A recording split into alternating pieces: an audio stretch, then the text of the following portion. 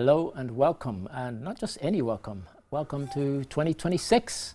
It's our first show of 2026, and I have across the room from me, friend and colleague, Mr. Mboj. Mr. Mboj, Happy New Year and welcome to the program. Oh, thank you very much. And I think that it will be appropriate to say that our motto really this year in many ways is Setal Señureo. Setal Señureo. Setal Señureo. I think everybody must by obsession. Absolutely. Keep Gambia clean. Good. So yes. We're looking forward to very much looking forward to that. And usually we say, we should start as we mean to go on, but unfortunately we can't, because our colleague who does the signing, Lamindi Sonko, is not with us this week, but we hope he will be with us next week and for the weeks ahead. And so we'll kick on without him. And so in case you're wondering what's on the menu, well, or if you're a beginner in terms of watching this show, it's called the Week in Review because we review 10 stories from the week that's just gone by. So unfortunately we start in fairly kind of depressing and familiar fashion. Migrant boat, yet another one, has sunk off the coast, this time of Jinak. ECOWAS, they've had a really tumultuous year in 2025, one of the most kind of challenging for the organization, Economic Community of West African States, if you're new to this part of the world. And we also hear from our Higher Education Minister, Professor Pio Gomez. He looks back on what has also been quite kind of revolutionary and kind of momentous time in the higher education sector. And the Gambia Police Force has elected its first Assistant Inspector General. And in Guinea, as in Guinea-Conakry, Mamadi Doumbouya has been declared winner, no surprise there, of the recently held presidential election. Also, various Muslim countries and the Organization of Islamic Cooperation have condemned Israel's decision to recognize Somaliland. Don't know where that is? Go and look it on the map.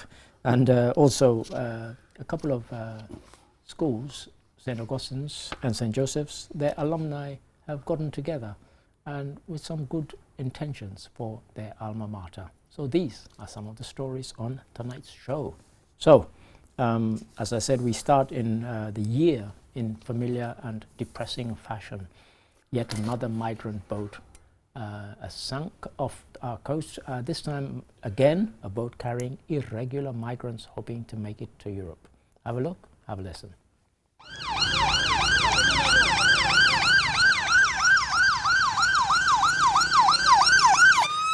This was a scene at the Edward Francis Omo Teaching Hospital in Banjul on New Year's night, as vehicles from several security agencies, including the Gambia Immigration Department and ambulances, were seen at the facility, some reportedly transporting victims.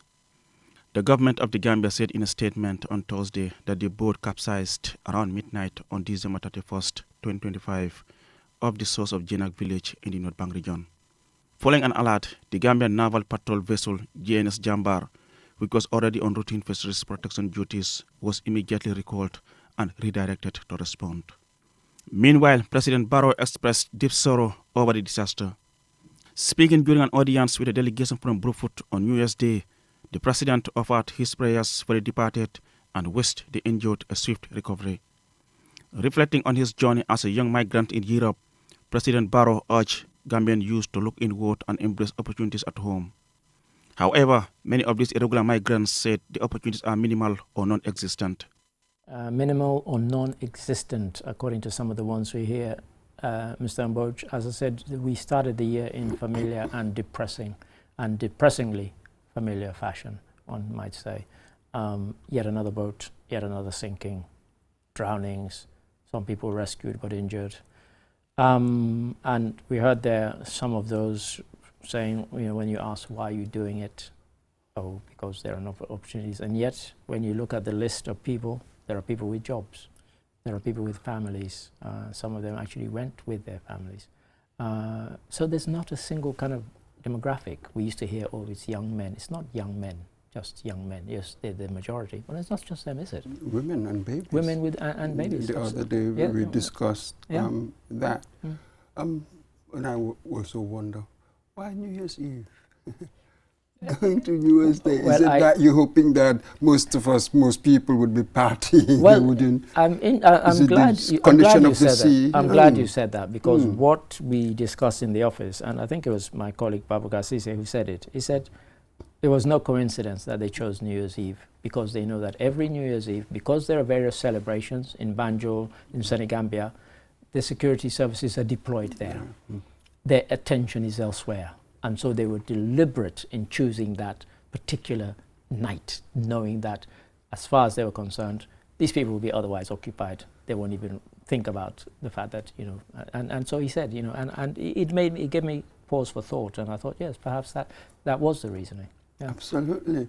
But that really tells you the how treacherous this journey is. you know. Indeed. Absolutely.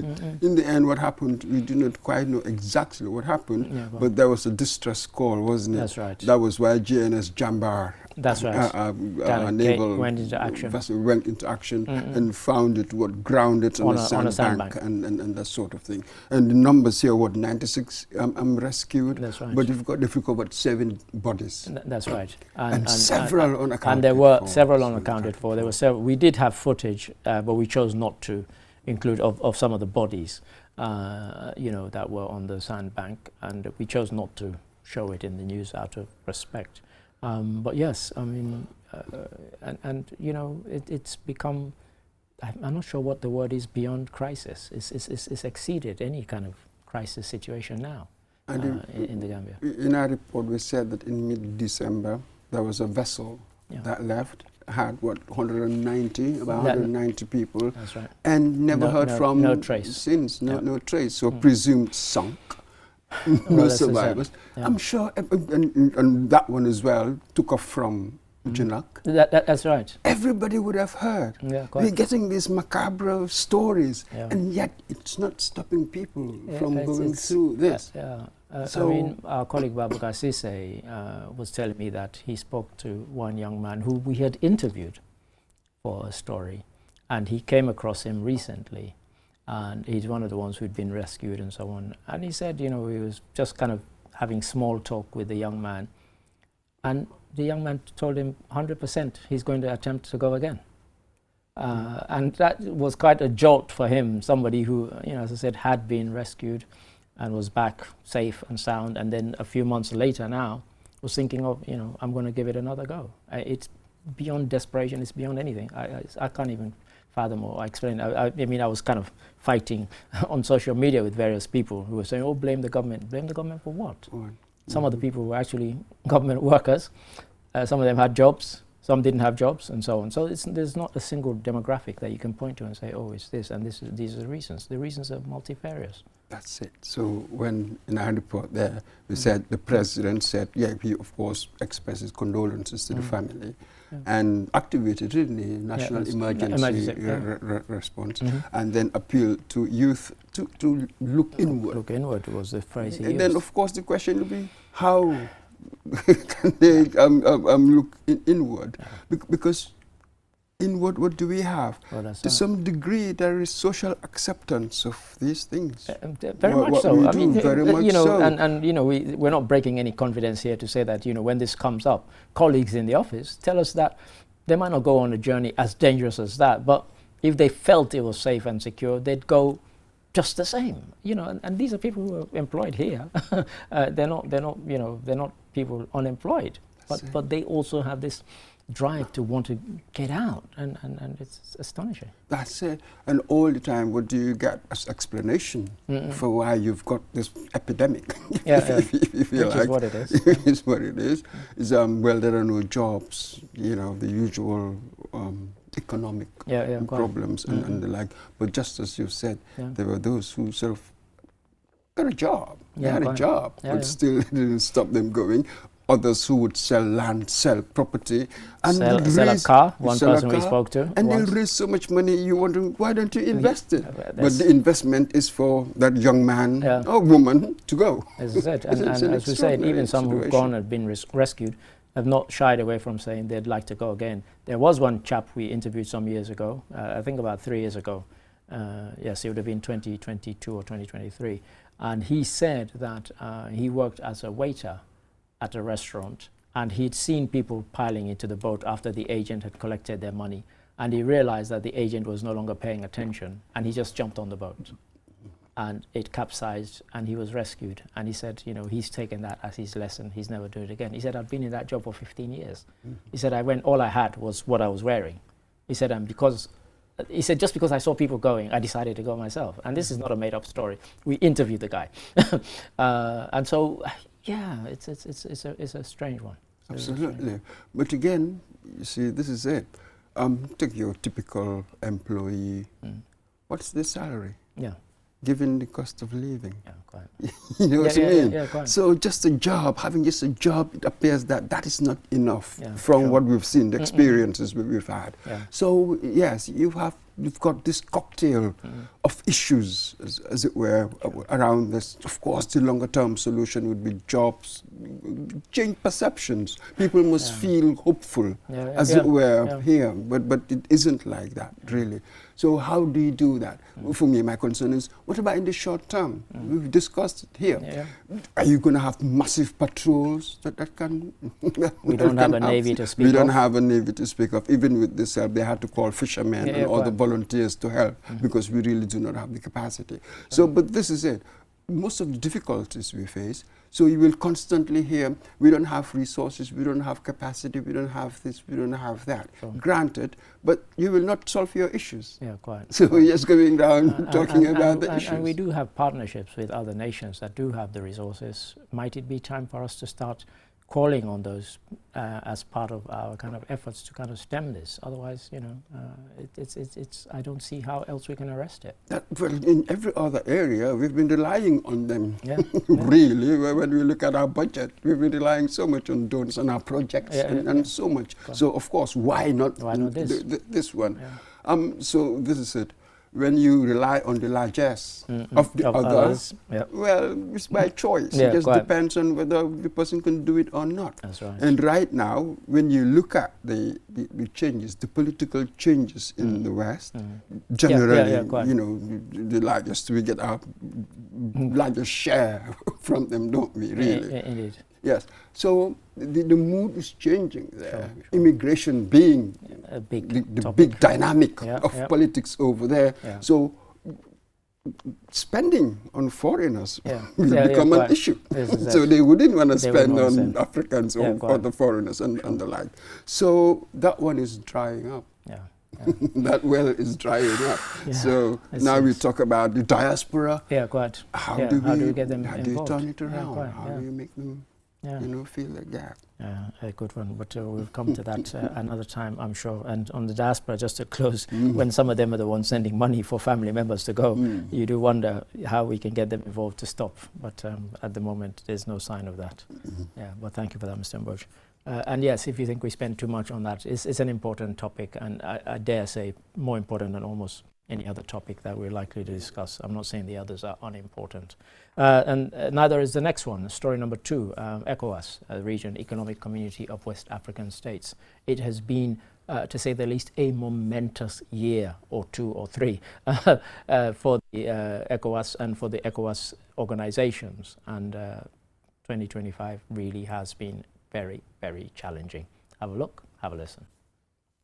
2025 began on a historic note for ECOWAS as the regional bloc celebrates its 50th anniversary, marking 5 decades of regional cooperation, economic integration, and collective security efforts. But the Golden Jubilee, held in Lagos, the birthplace of the organization in 1975, came at a time when the bloc was confronting some of its biggest ever challenges. In a message to mark the Golden Jubilee, the president of the ECOWAS Commission, Dr. Omar Aliou Touré, praised the resilience and achievements of the bloc, which continues to deal with security threats such as terrorism and unconstitutional change of government. One of the most significant developments was the continued withdrawal process of the 3 Sahel states, Mali, Burkina Faso, and Niger. ECOWAS has strongly condemned the act. Humanitarian needs across the region, such as instability, climate pressures, and conflicts, displaced thousands of families. From northern Nigeria to the Sahel, ECOWAS agencies partnered with international organizations to support affected communities. Yet, funding gaps and insecurity complicated relief efforts throughout the year. Towards the end of the year, Mr. Mboj, they did find time for some light relief. They held a thing called Echo Fest, which was quite nice, quite impressive. But it's fair to say that the year was dominated by political and military matters, security matters. And as I said, they're leading up quite a momentous year. Coups, attempted coups, the AES, Alliance of Sahel States, strengthening their withdrawal.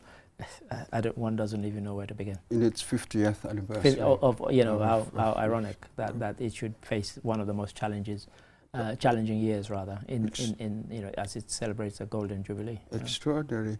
And it is in occasions like EcoFest, that's where we will forge that Pan-African identity. It's always in art and storytelling that a society really creates itself. These days, the stories we have, colonial stories and all of that, they've really turned our heads. That's really what is going on in our society. That's right. An organization like ECOWAS, the members are not really that stable. No, the instabilities you see within. There's just so much that they can do when you look at their powers. Power still resides with the sovereign states, individuals, the presidents. They don't want to let go. We all see how EU, this is very much modeled on that, but we see the structural differences. So it might work for them, but not for us, not quite. Maybe we are on the journey, as it were, to reach that point. So the achievements will always be modest, really, given the scale of the problems that we face now. After this youth explosion, this is extraordinary. I'm not sure whether Africa we've quite seen this before. So the potential, they call it the youth dividend. And the underbelly of that, the threat. The threat of it, the ticking time bomb. It really is. And when you look at it, as you said, I think part of the thing is that, yes, commemorating 50 years of its founding, and yet not all the countries are even signed up for the ECOWAS court to be superior to their Supreme Court. And 50 years down the line, we're still saying, I think not even half of them have signed up to be bound by the decisions of the ECOWAS court. So you even wonder why they don't just disband it, with so few having bought into the idea of it having supremacy. And that is so critical. Likewise, the ECOWAS mission. The commission. Absolutely. They're so important. So this is it. This sort of institutional dysfunction, that's what I'm going to call it, because the outcome that you want, given the way you're running things, you are not going to achieve that. At best, perhaps you'll just be managing the status quo. That's really what they do. Most of our institutions, that's what they do. Radical ones, you rarely really see them, because radical ones are really rarely popular. All radical innovation in human, especially socially, never been popular. In the beginning, it's only afterwards that you begin to enjoy, as it were, the foresight of somebody else. So that's why only brave leaders can introduce change. You don't have that many. You can't have that. So these are some of the issues that we face, where we should be radical. We really cannot be. This is the art of the compromise, as it were. So, and I think that Dr. Toure, when he said that RECO has been resilient, it is true. To my mind, it's a miracle that it has lasted 50 years. That's right. When you really think about the problems, really. So, I think that it is better that we have ECOWAS than not. Absolutely. I think with the alliance, they will work out something, because they face a common enemy. That will always bring people together, you know what I mean? That's right. So, security, we need to trade and that sort of thing. So we will agree on certain things. It's just redrafting of relationships. Certainly they're giving us food for thought. But thank you for that, Mr. Mboj. Story number 3, the Minister of Higher Education, Research, Science and Technology, Professor Pio Gomez, recently sat down with our colleague Aliou Cisse, and he was looking back on, I use the word again, and no apologies, momentous times for the higher education sector in the Gambia. It really is quite something that's happening. Have a look, have a listen. Yes, 2025 was a year of productivity. It was a year of implementation a year of transformation within our higher education ecosystem. For the first time since independence, the Gambia produced its first cohort of homegrown engineers specializing in mechanical, civil, and electrical engineering. 2025 was a turning point. 2025 also is the year where when the Gambia government, under the dynamic leadership of His Excellency President Adama Barrow, laid the foundation stone of the $37 million School of Medicine and Allied Health Sciences that will later house a whole story building for the School of Medicine, another one for nursing, for public health, another one for pharmacy, for the biomedical sciences, and also for a clinic. Prof, they're giving a long list of things, and what he said tells people something. I have my own concerns, although, as somebody who believes strongly in education, I pretty much welcome it, because I think you and I know, Mr. Mboj, it's about more than just the structures. So the infrastructure is being set. What about the teachers, the lecturers?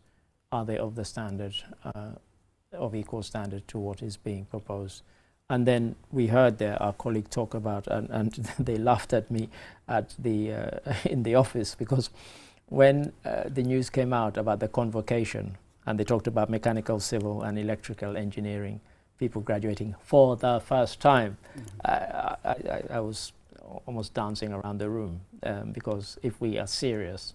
So yeah, if you're watching this and you're having somebody doing your kind of electrical engineering, they hadn't graduated before.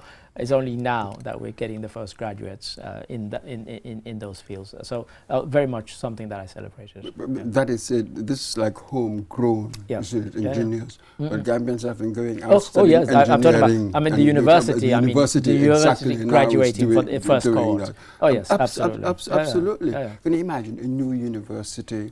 Not quite what Forabe College did with that affiliation to Durham University, that sort of thing. I think we've had smaller ones, but the association should have been tighter for them to really monitor the quality, as it were. Sure. And we've heard a good number of employers. This is the best people to really assess how well these educational institutes, what sort of material what are they churning out, as it were. Quite. So, but this is it with Professor Gomez. We've seen a lot of we're reorienting, almost like we are reorienting everything towards the sciences. Yes. Isn't it?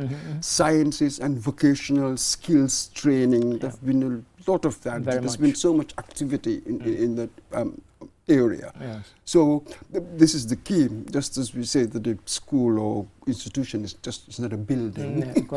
So this is it. How do we bring quality education into it? Exactly. We know that we are lagging behind in some areas. So the thing is not just homegrown engineers. Of course, that is what we want. It's cheaper, it's easier, it's here. But can they match anybody else for knowledge, skills, and attitude? That is the crucial thing, That's the crucial bit, isn't it? And that's really how we will benefit. You know what I mean? There's no point churning out all these engineers. If they have the opportunity to leave, they will leave. We've had so much brain drain. So something else must change in the makeup, in the way we educate people. You tend to see that because already we see lots of nurses and doctors leaving for more money, simply. And so would it be any different? And you hope it will be. Because as you rightly said, what I'm talking about is kind of homegrown and kind of, but the quality has to be there, because we as employers, we see some of the products of the university, and even today we were arguing about, somebody who was, or yesterday rather in the office, we were arguing about somebody who was telling, I won't embarrass them by saying what they were telling students, but really what they were telling students was incorrect. And I said, go back and tell your lecturer that I said that what he told you was 100% wrong. I said, and you don't even have to go just online and search. And so this is somebody who's, they took their word as gospel because he's their lecturer. They're telling them absolute nonsense. Absolutely, but they're so lucky. They live in this ecosystem where you can go online.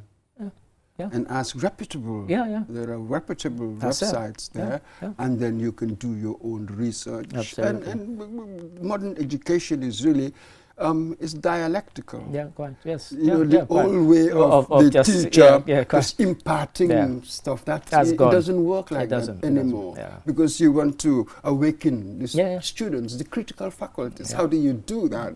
Just by sort of that to and fro, that back and forth in discussion and discussion. So this is the key. So right that we are orienting more towards the sciences. Let's open access across the country, and then aim for that, what do you call it, the quality. Even though he said the biggest challenge, funding. Always relying on external funders. Then it will depend on what the mood is. So that's where the shortcoming, as it were, the shortfall of our strategy is. We cannot fund it ourselves. And when we can, then we'll be singing and dancing. Thank you for that, Mr. Mboj. Gambia Police Force, they marked a milestone of sorts. They appointed their first female Assistant Inspector General. Yes, honestly, here in the Gambia. Have a look, have a listen. I want to be on record here that I am the first IGP who has promoted a general from Nyamina.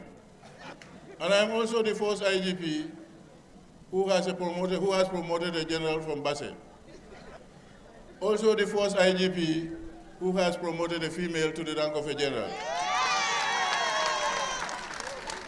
The ceremony included the decoration of 3 Inspector General of Police, among them Amenyasi, who made history as the first female AIG. Inspector General of Police Sidi Mukhtar Ture congratulated the promoted officers, warmly welcomed the first female Assistant Inspector General, and reminded all personnel to uphold discipline and serve the public with respect and professionalism. Police authorities stated that the 2025 promotion circle was conducted strictly on merit and performance, reaffirming the force's commitment to professionalism and dedicated service to the nation. AIG Amenyasi's promotion was applauded by colleagues and guests as a significant breakthrough for women in the force. Merit and performance, a significant breakthrough. Will it be a breakthrough that leads to kind of opening of floodgates, or might it be a one-off? It does, you know, that was the first thing that came to mind for me. And you know, they were ready to stress that there was no tokenism involved. This was based on performance and ability. Well, we'll take a rain check on that. We'll see what happens. Quite. But right there, he sort of laid his credentials of inclusivity. I think that's what he was telling us. Albeit in a kind of humorous way. Absolutely, from Basse to wherever and the like. Nyamina and so on. Nyamina and the like. But this is the key. Just to appoint one person, yes, a milestone. One doesn't disagree with that. Quite. But it doesn't tell me about the state of women in the force. No, indeed. And kind of that's picture, the kind of point I guess I'm getting at. This is the danger with tokenism, isn't it? You have a few, but women are not empowered. This is at that level. Because, you know, if you come back and you sort of accuse them and say, well, look, we've appointed a female AIG. You know, what are you complaining about? Exactly. You know, so that is the danger, isn't it? Yes. And I also wonder, having a woman at the top, I wonder how might that change the way we do our policing? Would that make a difference? You see, I'm also you do wonder. I think we've seen from female presidents that it doesn't matter. It doesn't matter. That's it. Whether you're female or not, as Samia Hulu Hassan will tell you, it doesn't matter just because she's female that somehow she's going to be softer on her enemies than a male president. That's it. Yeah. So that's another debate. Go ahead. 156 senior officers. That's right. Interesting. Yes, they had to stress that the promotions were based on merit and performance. Because sometimes that pressure, yeah, as it were, to have a female, this gender parity movements and advocacies, you might get a pressure to appoint somebody. Yeah, just to appease that demographic. So that's a danger with these things. We must strictly be merit and performance and the like. So that is the key. 156 senior officers. What difference would it make in our policing? Yeah, quite. That's really, those are the questions that the public will be asking, yeah. Sure. Absolutely. Would we feel more secure? See, what outcomes do they hope to achieve by this? What difference do they hope to get from these appointments? And are we getting a new kind of police person based on, what we know of the old stuff? And of course we know they've been getting orientation in terms of human rights and so on, human rights of people you arrest and so on and so on. So, is this new batch, have they bought in 100% into that notion? And if so, is that going to make a difference? Absolutely. Yeah. So that's the key. Look at the chaos on our roads. The police responsible for that. How would that change? Yeah. So just announcing numbers on their own, really, that doesn't tell me much. No, sure. At all, really. So we'll see what difference that would make. What difference, if any? What difference it will make. Yeah, sure. Not long ago we were talking about having a bloated service. We needed to clean. We haven't done any of that. So. And the security sector reform still rumbles on. It seems never ending. Absolutely. Yeah. So that's quite disheartening, really. Right. But again, you realize that it's really very tough. Just as we said before, change is so painful. Yeah. It takes a really courageous, brave leader to do certain things. Indeed. And let's hope that is exactly what's going to happen. Thank you for that. Story number 5 next, which will also take us to the break and also the midway point in terms of stories, not necessarily in terms of time. Guinea, as in Guinea-Conakry, Mamadi Doumbouya contested and has won the presidential election. All fine and dandy, I guess you'd say. Or would you? Have a look, have a listen. Doumbouya, who seized power in a coup in 2021, won 86.72% of the vote, according to the General Directorate of Election. He was widely expected to win the election. Doumbouya faced 8 other candidates, but the opposition has been weakened by a crackdown on dissent and the dissolution of more than 50 political parties. The Election Commission said turnout was 80.95%, a figure disputed by opposition groups, reports DW. Yero Balde, a former government minister, came a distant second with 6.51% of the vote. If the results are contested, the Supreme Court has 8 days to confirm them. After initially ruling out a run for office and promising a return to civilian rule by the end of 2024, Doumbouya reversed course after a new constitution in September lifted the ban on military officers seeking office and extended presidential terms to 7 years. One of the things I posted on Facebook, which recently than anything, was the quote from Doumbouya when they took over. We have no interest in governing or ruling this country. We are soldiers. We will return to the barracks. We are men of our word. End of quote. And then the referendum, which was mentioned there, he deliberately included a clause about allowing soldiers who had been part of a military junta, should they be allowed to contest. And of course, the vote came back saying yes, which for him was all the signal he needed. But he'd been giving signals that he intended to stay. In February this 2025, he'd issued a press release saying, I'm no longer to be referred to as the President of the Transitional Council, just His Excellency the President, and my wife should henceforth be referred to as the First Lady. So I think we got a sense straight away back in February of 2025 that he was heading down that particular route. And then, of course, the weekly messages that he put out on his YouTube channel saying that all the development that's happening across Guinea, I want Guineans to know I have my personal imprint on this. I think those were giveaways, I think. But and so his win was no surprise. That speech. Oh, come on. They all make that speech. I'm wolf in sheep's clothing. It's the usual stuff, isn't it? Yeah, Jammeh did it. They all did. So yes, more than 80% of the vote? 86 point whatever, and 80% turnout? That was interesting. Although it's disputed, yes. Yes. He's been so sleek on social media. Very. So no surprises there, and it appears as if all the strong candidates, as it were, taken out of the equation, got rid of them. 50 political parties dissolved, didn't they? Yeah. So in the end, I think 8 candidates. That's right. And none of them was a big gun that anybody thought was a threat. Really. Yeah. So there are many ways of rigging an election. It's a process, isn't it? Yeah. So at many given points, you can tweak things to suit you, as it were.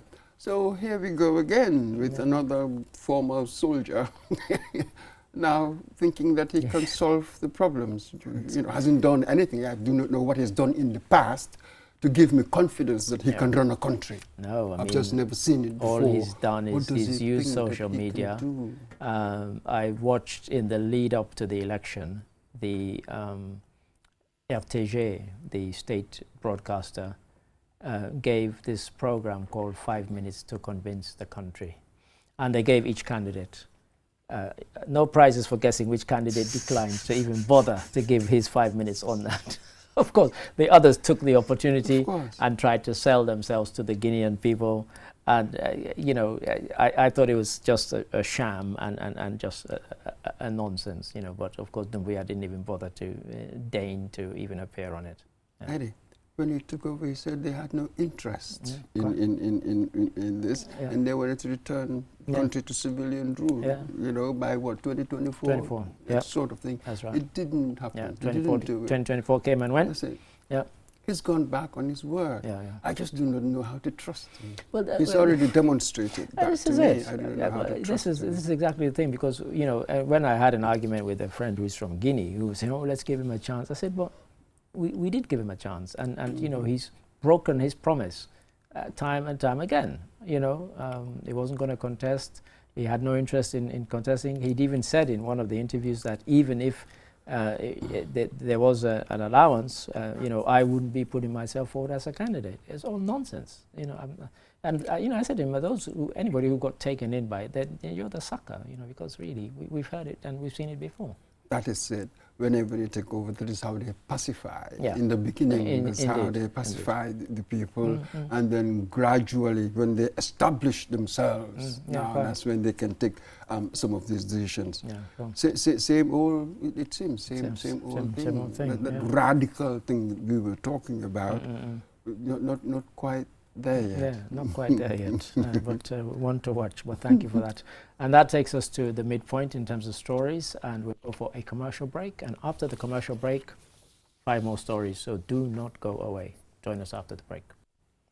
QCell brings you the future with our ultimate bundles. Enjoy the best voice and data bundle plans in one package. Get unlimited data packages with flexible validity and enjoy what true internet feels like. Get 30 minutes of on-net and off-net calls with 5 gigabytes of data for just $350. Or get bigger bundle packages from 10 gigabytes to 20 gigabytes with over 100 on-net and off-net voice calls and enjoy the fastest internet speed in the Gambia. You can also buy 1-day, 3-day or even 7-day packages and enjoy unlimited data bundles with uncapped speeds. Just dial *343# today and experience the limitless capabilities of the QCell network. *343# should be your favorite code to dial now. For more information, call our customer care on 111. QCell. We innovate, others follow.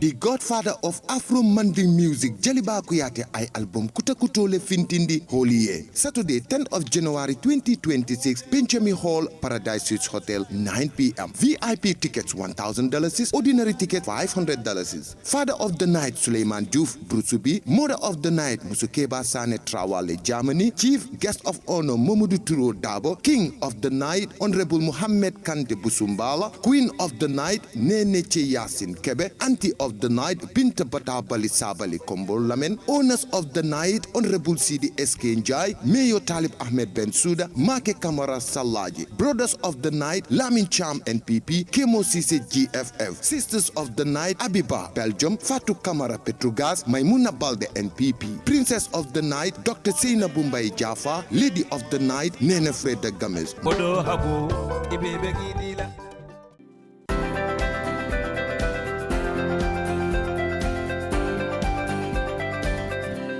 Hello and welcome back after the commercial break, or if you're just joining us, just welcome. You're watching QTV and you are watching the Week in Review. I'm Ade Darami, I'm your host, and I have co-host here, friend and colleague Momodu Mboj. Mr. Mboj, thank you for your interjections thus far. And for those who've missed anything, you've missed 5 cracking stories, but 5 really, really nice ones still to come, including this next one, Jufore Village Museum. We'd been told, go and check it out. It's really interesting because we went there during the time of the President's Meet the People tour, but it was a fleeting visit. I'm told we spent about 10 minutes there, but we were so intrigued we went back. What did we find when we went back? Have a look, have a listen. Jufure Village Heritage Museum offers visitors a journey back in time, where traditional huts, tools and artworks create a space for reflection on culture and ancestry. Through exhibits, documents, performances and hands-on lessons, the Gambia's past comes alive, telling stories of identity, resilience and shared heritage. Behind this vision is Bala Saho, who grew up in Baribu Salikanye, a professor of African Studies at the University of Oklahoma in the United States. I came up with this idea because I thought that by bringing all of the Gambia together as one village, we can have an opportunity then to study the history of our cultures together in one spot. Why Jufure? Jufure because Jufure already has a draw because of James Island, but most importantly because of Alex Haley's book Roots, a novel which then went on to be a TV series and highly successful, both kind of multi-million selling book and a series that was watched by everybody, and it shone a light on the Gambia, and people who'd never heard of the Gambia suddenly heard of Gambia and suddenly heard of Jufure. So of course it's very clever of Dr. Saho to actually choose that as his place to it. And since I've come here, I've realized how diverse the Gambia is. Small, but actually quite diverse. And so what he wants is you go there, you get an experience. And in a weird sort of way, before you come in, it reminded me of the kind of Commonwealth exhibition that was once put on in London when it was still called the Wembley Empire Pool or whatever it was. And they had bits from all over the empire showing people this is what, because you're never going to be able to visit all of these places. And so similarly, you're never going to be able to visit all of these communities. But these diverse ethnic groups, but here they all are represented, we hope, in not a kind of stereotypical way in one place. Absolutely. I'm Kunta Kinte. In public culture, really, being in England, if you wanted to take the mickey out of an African, you just call him Kunta. Exactly. That's how much it had become. Because it got huge viewing figures in England, as it did in America, of course. But huge, and it left that impression. Absolutely, yes. That's it. So quite clever, yeah.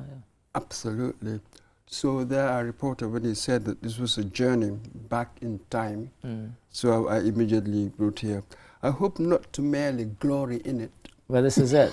This is it. And I think that is the thing, See, what I've seen is that in our daily lives, the way we live, the ideas that are active in our heads, it's really got nothing to do with traditional Africa. It's just that when we're discussing it, we regard that as our culture, but we do not see how far we've traveled in our behavior, in our beliefs, day to day, how far we've moved away from that. How do you make it come alive? In fact, when I discussed this with Dr. Saho when he came round, I said, absolutely. But how do I survey the past and somehow tease out something there that would serve as a springboard. Yeah, indeed. For the future. Yeah. For me, the only reason why I'm sort of learning about the past is really how do I move forward? Yeah, absolutely. I don't want to go back to there. I don't want to be stuck there. But, you know, how do I learn from it? What does it mean from the horizon of the present? Yeah, quite. What does it mean to me? Yeah, there must be a critical engagement. That is what history is. Yeah, quite. For a very long time, we were just taking it as kind of hagiography. That's how, very hagiographical kind of history. I am not sure if that is in my best interest. Quite. Yes, for the sake of the present and moving forward, there are so many things that must come into it in my analysis, in my reflections on my history. Yes, and it's also quite dangerous because I was just watching something last week where some of the people who in England were saying that they wished for a return to the days of empire. It sent a shiver through my bones. Absolutely. You know, they totally have it on a sort of pedestal, but you know, when we ruled the world, if only we could get back there again. I thought, oh my God. You know, but you're right. But can you see how meanings change? Well, this is it. Our relationship with the past is constantly changing because of the challenges of the present and our ambition for the future. So we're constantly shifting things about. I mean, history is like a la carte. Quite. Yes, you pick and choose. So when I come in here, certain people say, oh, we have to follow this to show that we are Africans. I'm like, please, don't fall for that, that naive view. Quite cliched. Yeah, quite. But thank you for that, Mr. Mboj.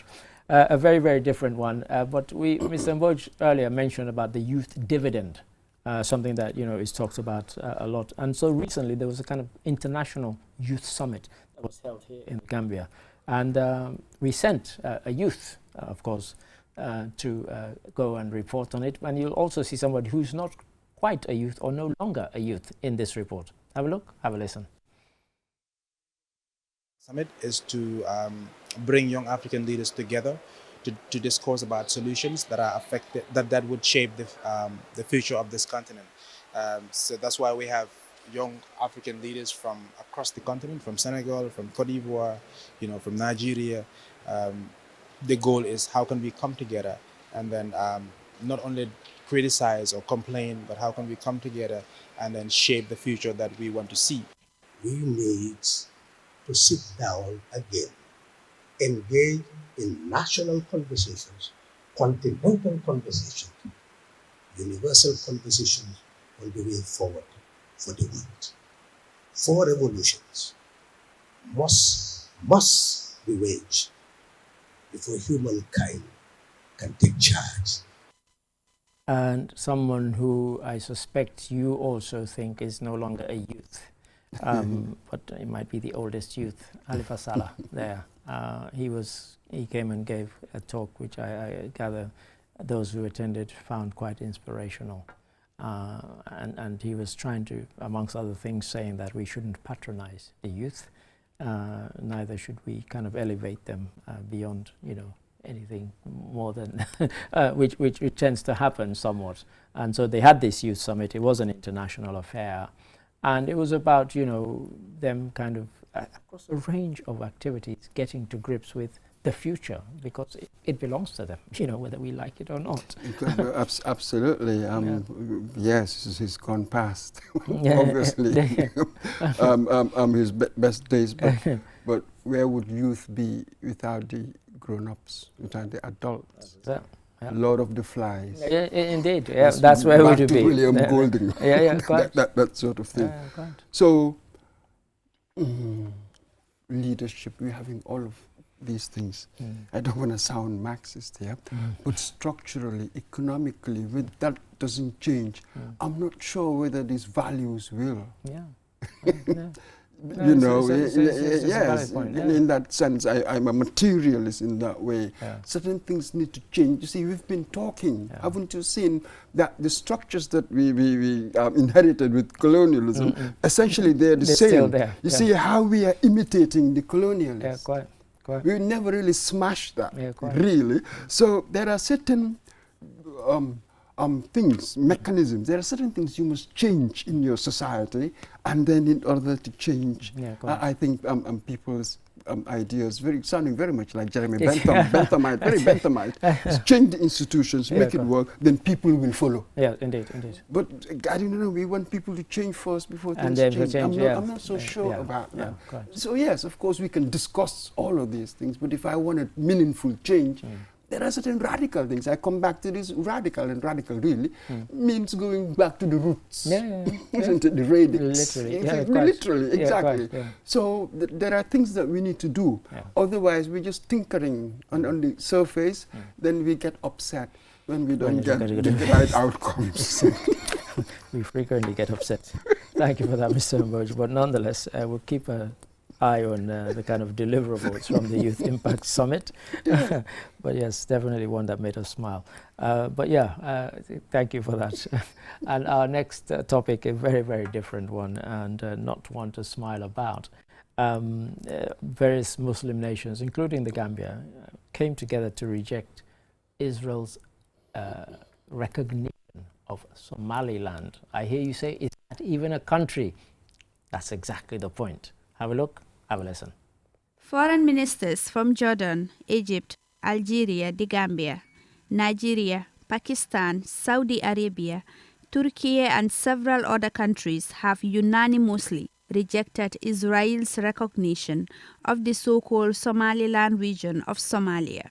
In a joint statement issued in Islamabad, the ministers described the recognition as an unprecedented and dangerous step that undermines Somalia's sovereignty and territorial integrity.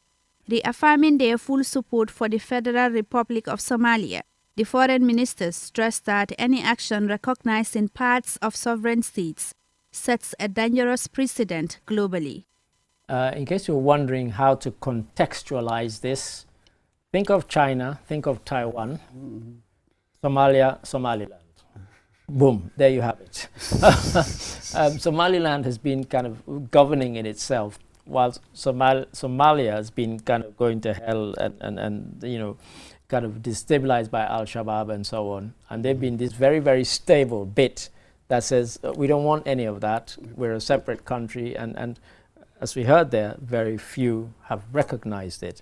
Now, Israel's recognition, we know because Red Sea and so on, access is important. It gets condemned, but we are at a time when America has just said it's invaded Venezuela and arrested its president. So this kind of condemnation won't mean a damn to Israel. They'll just flick it away and say, you know, sorry, you can make all the resolutions you want. We'll carry on with why we decided to recognize the state of Somaliland. So it's like we are back to gunboat politics. Very much. As it were, it's just about power and that sort of thing. Sure. Yes, I mean, the only country in the world to recognize Somaliland, really, isn't it? Yes. The UN. That's right. Quite extraordinary. Yeah. Why? Yeah, quite. Isn't it? That's it, yeah. Yes, and the idea of, because of coast, Somaliland where it is, the Gulf of Aden, isn't it? That's one of the busiest shipping lanes and that sort of thing. And we've seen what the Houthis, what they've been doing to Yemen. Israeli shipping. So that is really that geostrategic very much reason. That's right. Even though there are other leaders who worry that Israel might sort of broker a scheme where Palestinians would be sent. That's one of the fears. Yes, that's one of the fears. The other fear is them establishing some sort of military or naval base there from which they can, you know, launch attacks on just about anybody and everybody. So that's a big fear. That's really what is said, that this would be a launching pad, as it were, this recognition for military surveillance, logistics, as it were, in that area. Bassett and others are worried that the situation in the Horn of Africa is so volatile. Yes. This is really adding fuel to an area where it could explode. If you think that things are bad now, just wait. What's coming, just add that component and see what's going to happen. That's right. So this is it. We are in the world now. Where do you go? Who cares about the UN General Council? The General Assembly can say whatever, the Security Council being what it is. That's right. You'll get vetoes. So nothing's going to happen. You know, the voices that used to sort of pretend to be sort of the voices of reason Yeah, and being responsible.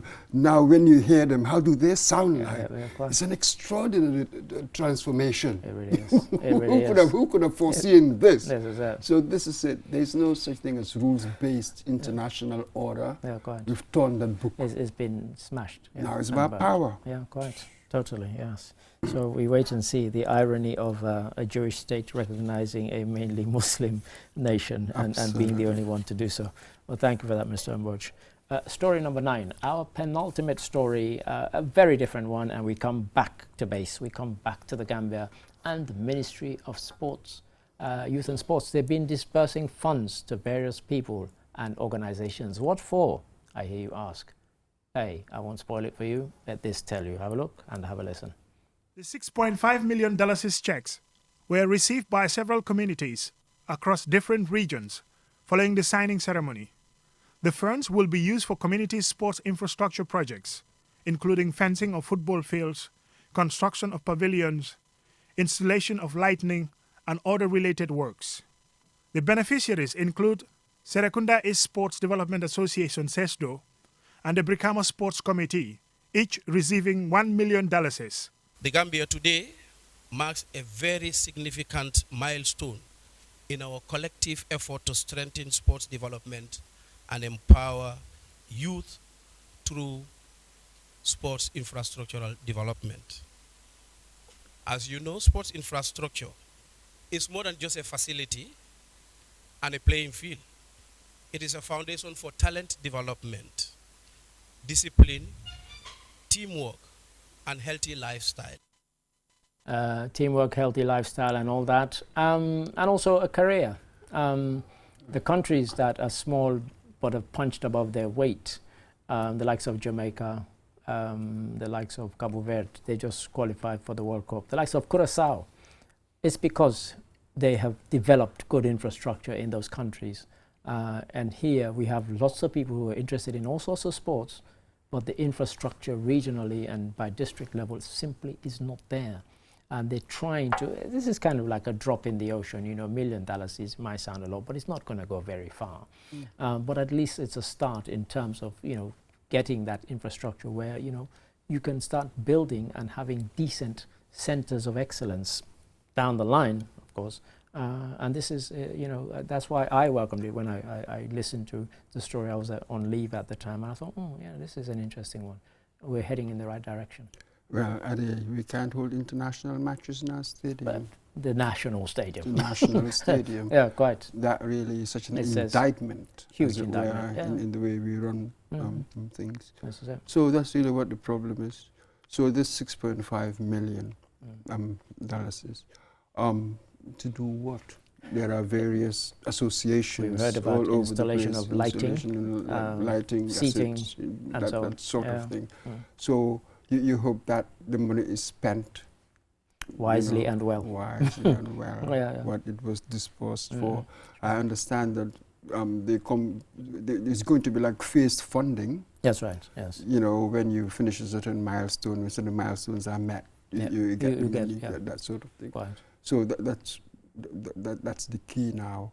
Yes, it's good to bring in the money, and overall, how much money do we put in there? Like one 15 committees. This particular 15 committees. 6.5 million. It's not going to go very far. It's not going to go very far. Yeah, quite. So what else do we have that can complement what we've put in here? Because in the end, you want to have an impact. Yeah, sure. You just don't want to go through the emotions. We've spent this, we've spent that.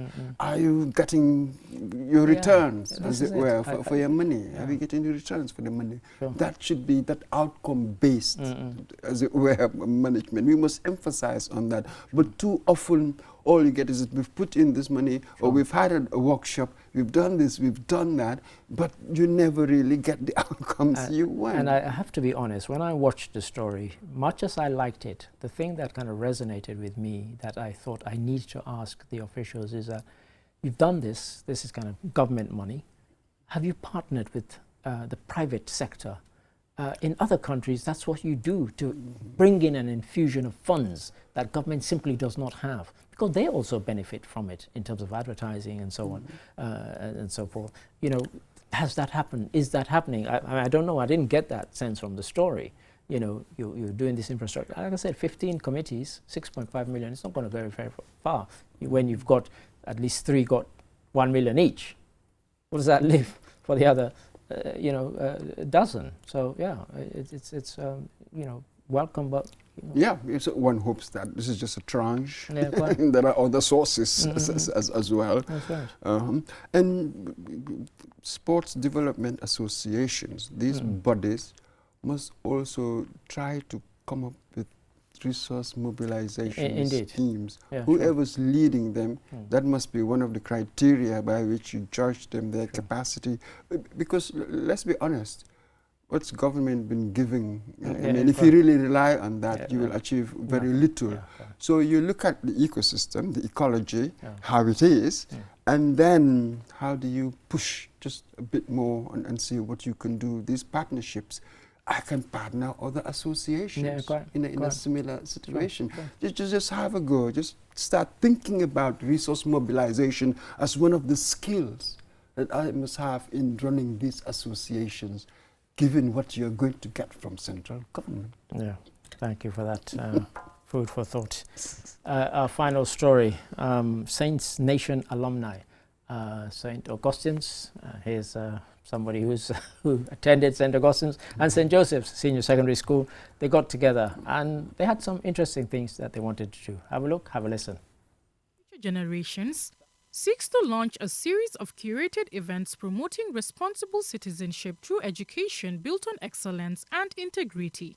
A key goal is to establish a sustainable endowment fund to support the schools and implement programs designed to boost student performance in academics, sports, and extracurricular activities. The members both in the Gambia here and those that are outside of the country, we have taken up this challenge. It's a huge task, no question about it. But we can assure you that we will do everything humanly possible to make sure that we transform both schools and take them back to where they belong, which is at the very top of the mountains. Mr. Mboja said you are an alumnus.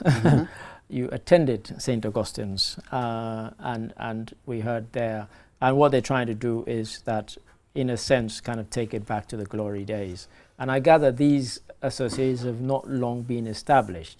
And I found this out when I came to the Gambia, to my astonishment, because I belong to one which is 80 years old in Sierra Leone.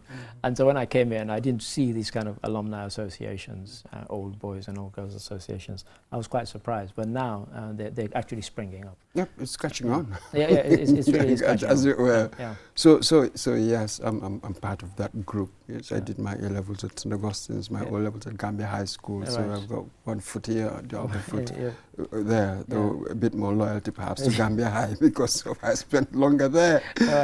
So yes, what a fantastic idea. Saints Nation. There was a time when, boy, the civil service, public institutions had been private. A good number of, the alumni of Saints alumni really became heads of these institutions and the like. Of course, now the ecology is different. What a challenge that one would face now, really, to revive, to revivify the Saints to what it was. And then revive the idea of recta sapere. That was the school motto. Absolutely. So we'll see how it goes. Many people perhaps ought to start doing this in many ways.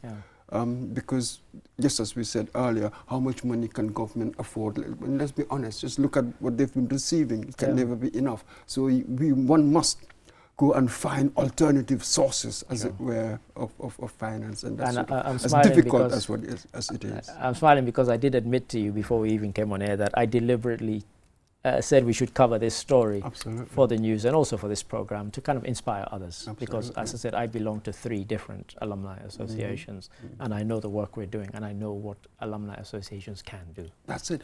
And let's go back to SAINS. What was SAINS before? You know what I mean? What sort of made it sort of stand out then? What was the distinctive flavor of SAINS, as for instance, opposed to Gambia High School, for instance? So, you see, that Father Gough idea. It was a Father Gough idea of education being supplementary to sports being supplementary to education. Yeah. And we saw what it did there, just as with Bakary Badji saying that what they've invested here is not simply financing sports, it's a social strategy. Indeed, how do I canalize youthful energy into something productive? A brilliant point to end on, Mr. Mbodj. Thank you for that. That is the question for all of them, for them and for us. Just leaves for me to say thank you for your interjections throughout. And once again, apologies that Lamin D. Sonko was not here, but we hope he'll be here next week. So yes, first show of the new year. Let's hope it gets bigger and better. And thank you to all those people who stopped me in the streets, even those ones who called me Mr. Mbodj. Until we come your way again next week. Goodbye.